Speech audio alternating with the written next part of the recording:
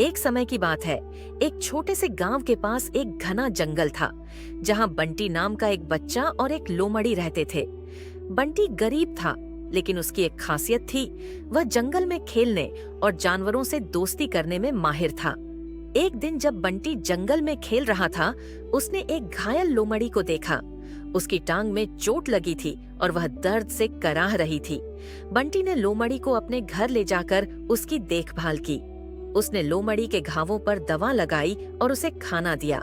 कुछ दिन बाद लोमड़ी ठीक हो गई और बंटी से बहुत घनिष्ठ दोस्ती कर ली। लोमड़ी ने बंटी से कहा, अब मैं तुम्हारी मदद करूंगी जब भी तुम्हें जरूरत हो। एक दिन गांव के पास आग लग गई। बंटी घबराया हुआ था, क्योंकि उसकी माँ घर में फंसी हुई थी। वह दौड़ते दौड़ते जंगल में आया और लोमड़ी से मदद मांगी। लोमड़ी बिना समय गंवाए आग के पास गई और बंटी की माँ को सुरक्षित बाहर निकाल लाई। बंटी बहुत खुश हुआ और उसने लोमड़ी को गले से लगा लिया। उस दिन के बाद बंटी और लोमड़ी की दोस्ती और भी मजबूत हो गई। दोनों एक दूसरे के अच्छे दोस्त बन गए और गांव में उनकी दोस्ती की कहानी सभी को सुनाई जाती थी।